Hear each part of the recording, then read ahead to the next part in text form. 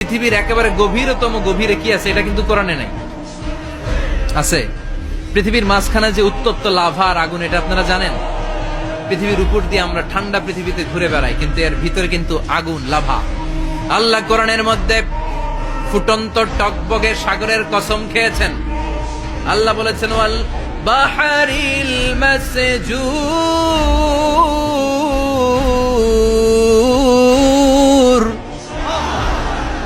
আমি কোরআনের ভেতরে ফুটন্ত টকবগে সাগরের পানির কসম খেলাম। পড়েন সুবহানাল্লাহ। সাগরের পানির ফুটন্ত টকবগে সাগরের পানির কসম। সাগরের পানি আবার ফুটন্ত হয় কি করে? পানি কি হয়? ঠান্ডা। পানি কি? কথা বলেন। আল্লাহ পৃথিবীর ভেতরকার কথা চিন্তা করে বলেছেন ওয়াল বাহরিল মাসজুর। ইউনাইটেড স্টেটস অফ আমেরিকার নেভাল একাডেমির সায়েন্টিস্টরা এই আয়াতের উপর রিসার্চ করেছে যে সাগরের ভেতরে আবার এই ঠান্ডা পানির ভেতরে আবার উত্তপ্ত আগুনের লাভা উপর থেকে রিসার্চ করার জন্য তারা সাগরের ভেতরে পাইপ ঢুকিয়েছে।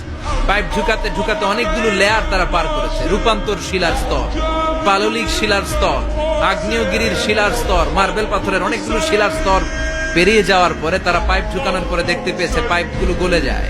পাইপগুলো কি হয়? তার মানে ভিতরে কি আছে? গত কয়েক মাস আগে জাপানে কিছু জিওলজিস্ট, ভূতত্ত্ববিদ, তারা গবেষণা করে পৃথিবীর এক মাথা থেকে আরেক মাথায় যেতে চাচ্ছে, মানে প্রতিপাদ স্থান। বাংলাদেশের এখান থেকে ছিদ্র করলে আপনি দক্ষিণ আমেরিকার চিলির সান্টিয়াগোতে যেয়ে উঠবেন। কথা বুঝতে পেরেছেন? তার মানে বাংলাদেশের প্রতিপাদ স্থান হচ্ছে দক্ষিণ সাউথ আমেরিকার চিলির সান্টিয়াগো।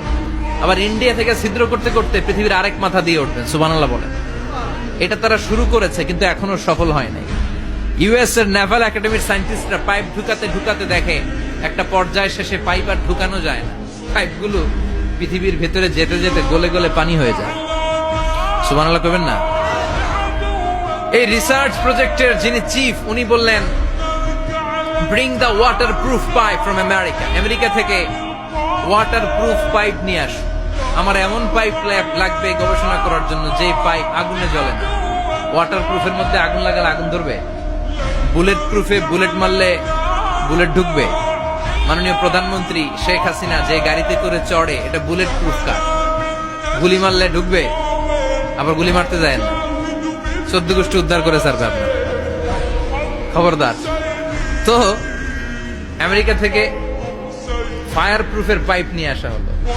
নেভাল একাডেমির চিফ সায়েন্টিস্ট পাইপ ঢুকাতে আরম্ভ করলেন। ঢুকাতে ঢুকাতে পৃথিবীতে কিন্তু অনেকগুলো স্তর আছে। যে বালু মাটি, সব কিন্তু বালু মাটি নয়।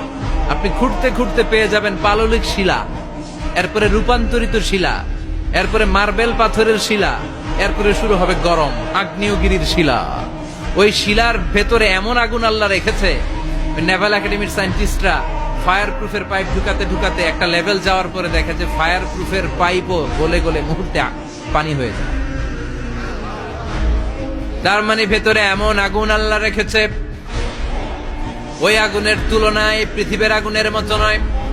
ওই আগুনটাই জাহান্নামের আগুন।